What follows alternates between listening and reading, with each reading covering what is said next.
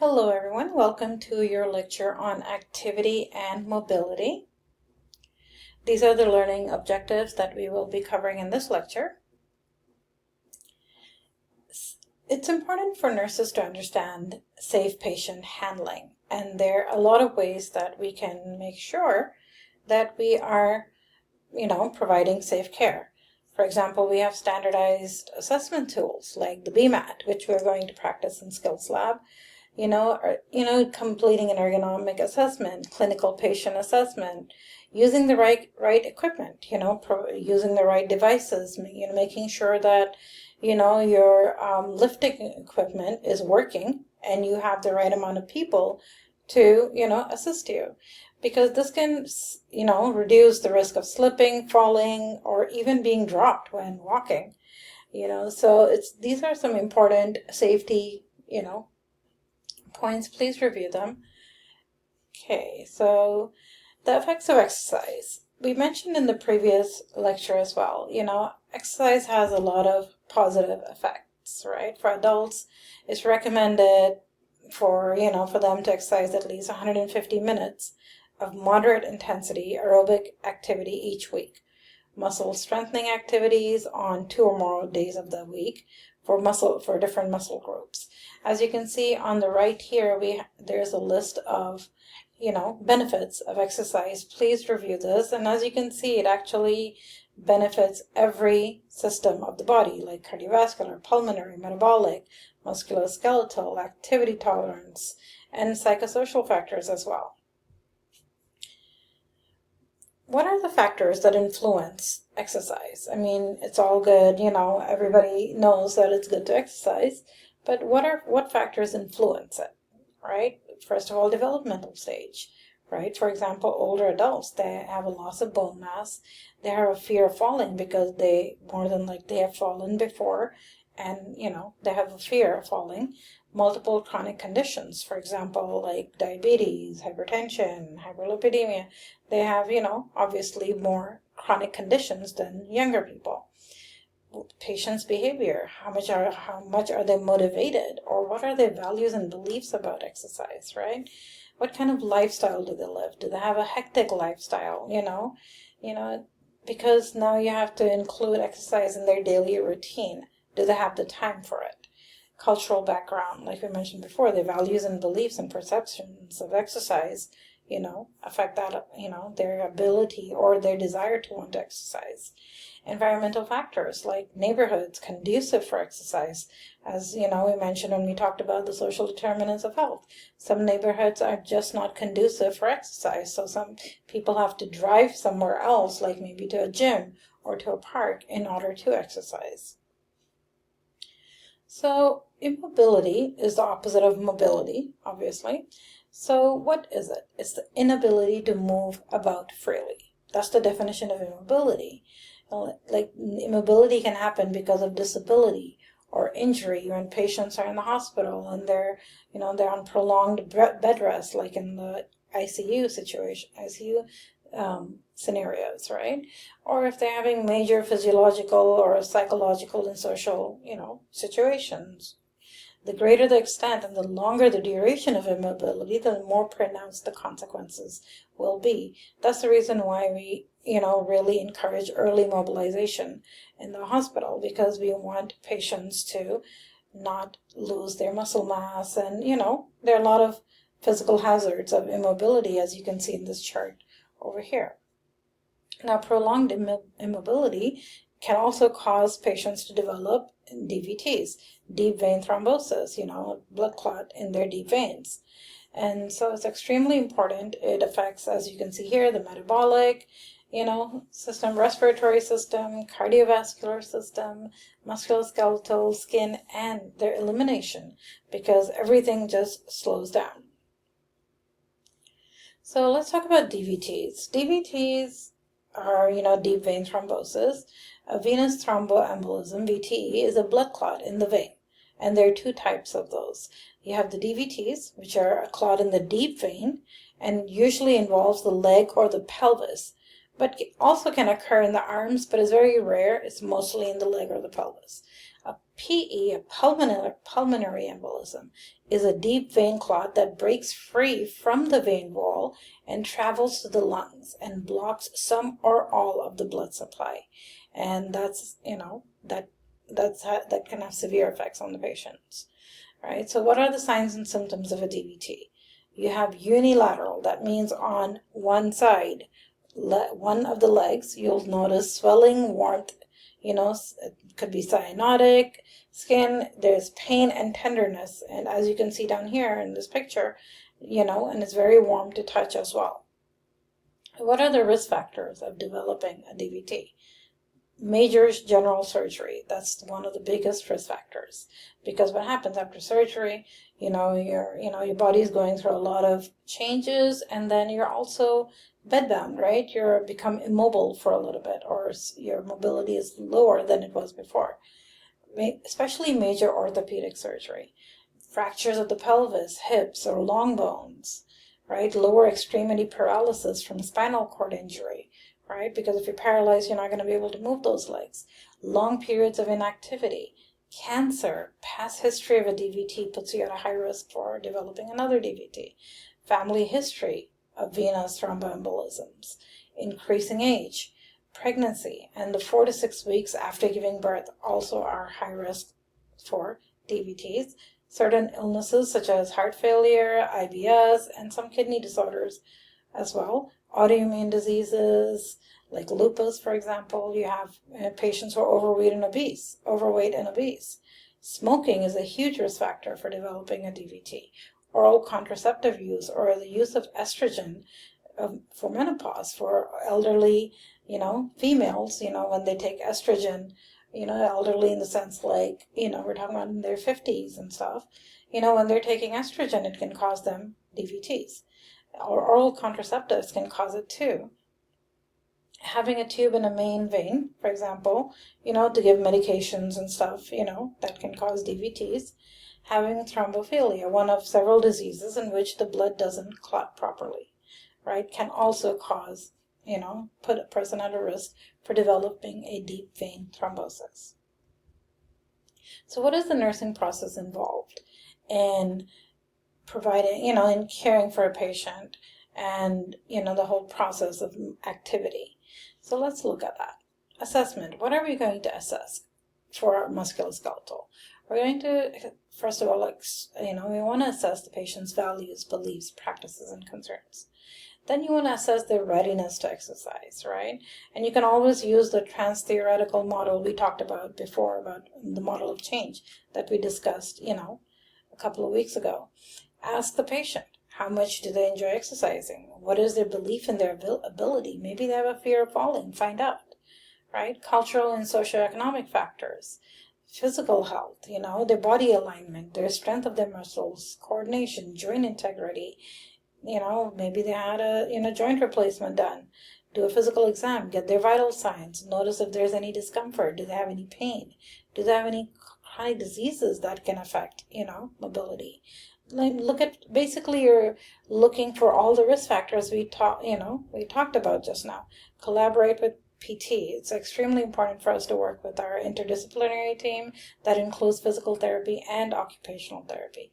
Assess for postural abnormalities. Look at their spine. Do they have kyphosis, scoliosis, any postural issues? Look for body alignment, when standing, sitting, lying down. Determine normal changes. Identify any deviations from their normal, right? Observe their posture. Notice if there's any trauma, any damage to their muscle or nerve, right? Other factors contributing to incorrect alignment include fatigue, malnutrition, and psychological issues, right? Mobility has 5 components: sitting and standing, example, what we're going to assess in the BMAT, range of motion, gait, and exercise. So these are the 5 components of mobility. The bedside mobility assessment tool is a tool that helps us to assess a patient's mobility level. Activity tolerance. See how tolerant they are to activity. As we talked before about when we were discussing heart failure, patients who have heart failure have low activity tolerance, right? We call it activity intolerance. So see how much tolerance they have for movement and activity. Check for the environmental factor, the developmental stage, community resources, all these things. So these are all the things that as nurses we can assess when it comes to activity and mobility in our patients. This is a picture of the BMAT bedside mobility assessment tool for nurses. Please review this, and we will also work with this during Skills Lab. Okay, gait. What is gait? These are the phases of normal gait cycle. Like when you're walking, if you notice, these are your normal gait cycles, right? Heel strike, foot flat, mid stance, toe off, push off, acceleration, mid swing, deceleration. So as you're walking, notice that these are all your movements. So now a particular manner style of walking is the gait. That's basically the definition of gait. It requires integration of sensory function, muscle strength, proprioception, balance, and properly functioning central nervous system. It's extremely important to maintain a steady gait. It's very important to assess balance, posture, ability to walk without assistance. How much can the patient do without assistance, right? Assess their gait cycle. Like it begins with the heels, heel strong of one leg, if you notice, right? And then it continues to the heel strike of the other leg. And so assessing the gait cycle involves observing the patient entering the room. Note the speed, the stride, the balance. How are they walking? Are they tripping, or are they do they have those normal phases of gait cycle? Ask the patient to walk across the room, turn and come back. Ask the patient to walk heel to toe in a straight line, but stay with the patient during the walk. You don't want to just tell them walk and then they might fall, right? So you want to make sure that you're there to assess for any abnormalities. So activity intolerance is the type and amount of exercise or work that a person is able to perform without undue exertion or injury. That's the definition of activity intolerance. So we have to observe patients after ambulation, self-bathing, sitting in a chair for several hours, how much fatigue they feel, right? That's how you know how much they can tolerate. What are signs and symptoms after the activity intolerance? So if you notice the patient is short of breath, fatigued, weak, their heart rate and blood pressure are increased, then you know that they have activity intolerance for whichever activity you just performed. What are the factors that affect activity intolerance? As you notice here, it mentions we have physiological factors, emotional factors, developmental factors, and even pregnancy. So please go ahead and review this information in this chart. Okay, for analysis, diagnosis, planning, and outcome identification.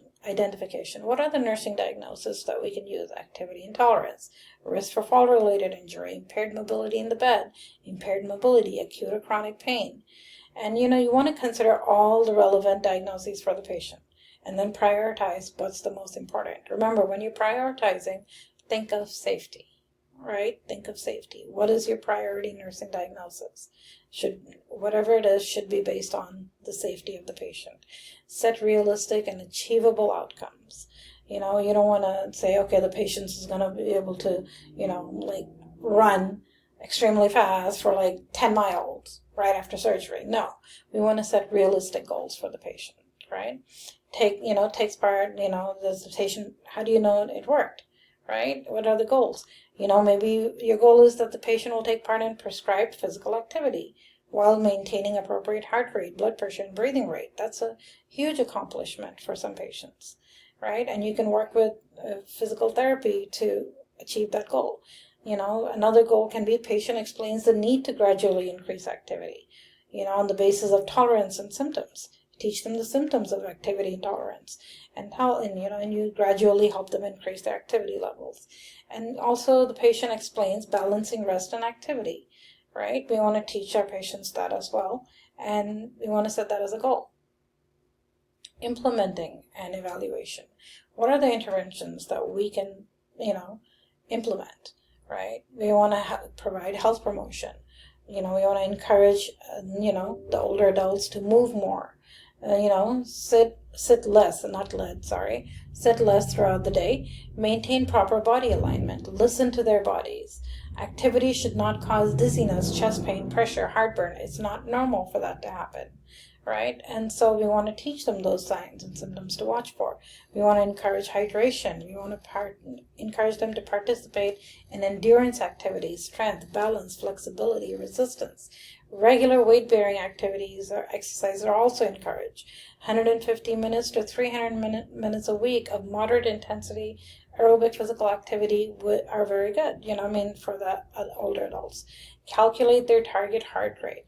We subtract the age from 220, and that calculates the maximum heart rate that they should have, right? So take 60 to 90% of that maximum, right? Understand how their chronic conditions affect their activity levels. Get them a physical therapy consult. Maybe they can do outpatient rehab. Encourage those who are unable to exercise to stretch and exaggerate movements. For example, when they're walking, or when they're bending or when they're doing something, tell them to exaggerate all their movements, because that's kind of like exercising, right? So it helps with their joint mobility, and it also actually helps with circulation. Educate them on the importance of warming up and cooling down 5 to 10 minutes before and after activity. And always teach them it's never too late to start exercising. Now, in acute care interventions, for example, patients in the hospital right after surgery, and things like that, we want to help patients to ambulate. We want to assist them with the ambulation, help them perform stretching, active range of motion as soon as possible. That's the goal. Collaborate with physical therapy. You want to make sure that you administer any analgesics they have ordered 30 minutes before the exercise. But if it causes them dizziness, then you want to avoid that, because that can cause a fall. Early mobility and mobilization is extremely important to prevent deconditioning. The sooner we can get patients out of bed and into the chair or moving, the better it is for them. Right? Specific assessments with ambulation, for example, myocardial, like check their heart rate, blood pressure, all those. Check oxygenation, neurological stability. Progress from passive to active range of motion. They might not be able to do active range of motion. At least start with passive and then move on to active. Then you want to make sure they get the isometric and isotonic exercises. These are very helpful with patients with limited mobility. Okay, so let's look at isotonic exercises. Some examples are palm stretch. As you can see here, there's a picture. Have the patient open the palm of their hand and then extend the fingers for a few seconds, then touch the thumb with each finger. Repeat this exercise, on the other hand. Plantar flexion and dorsiflexion. These are also important, as the patient lies supine, or have the patient bend and stretch, each foot forward, and for several seconds. Arm lifts. These can also help. These are also isotonic exercises. As you can see over here, the patient lays flat, have the patient lift arm as high as possible and hold it there for 10 seconds. And then repeat with the other arm, right? If the patient is unable to hold the arm up for that long, have the patient place the upper arm on the bed and lift the elbow until it reaches 90 degrees. Then we have range of motion. Range of motion is the maximum amount of movement available at a joint in one of the 3 planes of the body. For example, sagittal plane, the transverse plane, and the frontal plane. Assessment of range of motion is extremely important. Baseline measurement that compares and evaluates whether there's loss in that that joint, right? And if there is loss, then we need to work on that. We need to coordinate with physical therapy and see what we can do. There are 3 types of ranges of motion. We have active assisted, and passive. Active is when the patient is actively, involved in it and doing it. Active assisted is when the patient is actively involved in it and we're assisting them. And passive is when the patient is unable to do it and we do it for them. Walking is very important for patients. Walking increases joint mobility. You have to measure the length of time and distance walked in feet or yards. If you notice in the hospital, sometimes, especially in ortho or, the ortho floors and areas like that, they have on the walls the distance marked, because as patients are walking, we can, check to see, assess, and record how much they walked that day. We need to help the patient walk, assess their strength, coordination, baseline vital signs. We want to make sure we get the vital signs before, during, and after their exercise, any exercise or walking. Have the patient sit on the side of the bed, and when you wake the patient up, lift the patient up out of the bed and they're sitting on the edge of the bed, we want to make sure that you sit on the edge of the bed and dangle the legs for 1 to 2 minutes, just in case they have orthostatic hypotension, right? Because if they do, then as soon as you stand them up, they're going to fall. So if dizziness lasts greater than 60 seconds, or if their systolic blood pressure dropped at least 20 within 3 minutes, return the patient to the bed immediately, right? You don't want to just keep lifting them up and walking them if their systolic dropped 20 millimeters of mercury. When ambulating, use a gait belt for support. If the patient has a fainting or syncope episode, or begins to fall, then what do? If you notice in these pictures, you assume a wide base of support with one foot in front of the other, supporting the patient's body weight. Then you want to, while holding the gait belt, extend one leg, let patient slide against the leg, and gently lower them to the floor, protecting the head. And you want to protect your back in the process as well.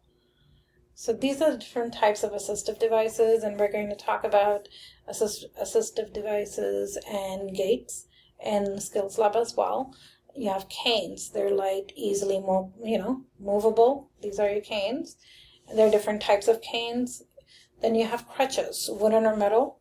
There are 2 types of crutches. They're double adjustable, low strand, or forearm crutch. Then you have walkers, so these are your walkers. So these are the features of these, and how we measure them, for your information. And let's talk about crutches. Crutches are used for people who cannot bear weight on one or both legs because of a short-term injury or permanent disability. These are your crutches. They can be wooden or metal staff. The forearm crutch has a hand grip and metal band. The more common auxiliary crutch has padded curved surface at the top, which fits right under your axilla right here. They usually have the padding there. Right, it's important to measure the crutches for the appropriate length, and if you don't know how to do it, physical therapy can help you do that, because they actually do all the measurements. Teach patients how to use their crutches safely to achieve stable gait, ascend and descend stairs, and rise from sitting position, because when they go home, they might have stairs in their house. They need to learn how to use the crutches on the stairs, right? Instruct on guidelines for safe use. We want to teach the patient, do not lean on the crutches or support their body weight on the crutches. That can hurt them pretty bad. Auxiliary crutches have dangers of pressure on the axilla in your armpits. There's a danger of developing pressure there.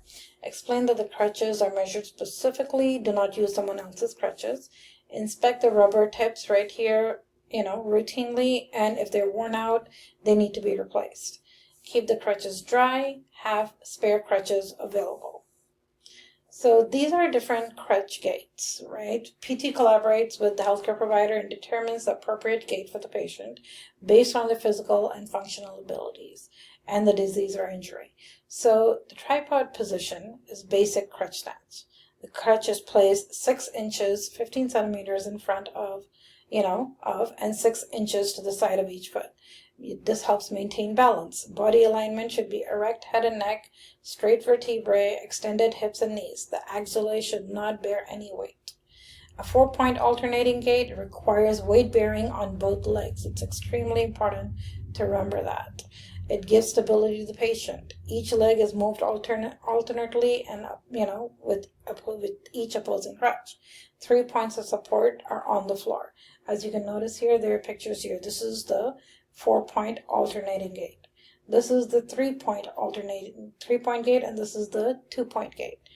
So the difference is that the 4-point alternating gait, it requires weight bearing. The patient should be able to bear weight on both their legs. That's extremely important to remember. And the 3-point gait, all the weight is on the crutches and an affected leg. With the 2-point gait, with weight borne partially on each foot, and then each crutch advancing with the opposing leg. So swing through there's a picture right here for the swing through. And we will go over these gaits. I did post some videos on your Canvas page in your lab course. Please review those videos before coming to lab so we can practice these. Ascending stairs and descending stairs, these are also extremely important. Please review the steps. Sitting in a chair, these steps also because even if we're placing the patient in a wheelchair, right, we want to make sure that the wheels are locked, and these are the same steps that you're going to use for the wheelchair. So basically, the systemic effects, as we mentioned before, of exercise are huge. It helps with all our body systems, right? It helps us increase HbA1c, increase insulin sensitivity, decrease BMI. It increases vascular health, right? And aerobic activity, it increases phosphorylation, and it decreases hypertension, systolic and diastolic. And dyslipidemia, it helps us decrease our triglycerides. It helps us decrease inflammation. It helps us, increase our cardiac output and stroke volume. And then microvascular, coronary artery disease. It decreases plaque progression, the plaque in our veins. It decreases that, right? So there are a lot of benefits of exercise. Safety guidelines for nursing skills. This is extremely important. Please read over this. Always know your patient's level of mobility and strength, right? Before you provide assistance, before ambulation and transferring, know your patient, right? Before they fall to the floor. Assess the patient's physical risks. Mentally review the transfer steps before beginning the procedure. When assisting patients who have orthopedic problems with ambulation, stand on their unaffected side, right? And for all of the patients, including those with neurological deficits, stand on their affected side. So with patients who are having orthopedic problems, you're going to stand on the unaffected side, and all the other patients on their affected side. Determine the transfer equipment indicated. Know how to use it. Know how much personnel are needed to use that equipment, right? Just because you have a Hoyer doesn't mean you can do everything on your own. Make sure there's somebody there to assist you. Raise the side rail of this, side of the bed opposite of where you're going to stand to prevent them from falling outside the bed. Arrange the equipment properly. Make sure your lines, feeding tubes, indwelling catheters, all those things are, placed properly so they don't get pulled out. Evaluate the patient for correct body alignment. Make sure that all the personnel understand how the equipment functions before it is used. And that is it for your part 2 of your mobility PowerPoint. Next, we're going to talk about musculoskeletal system disorders.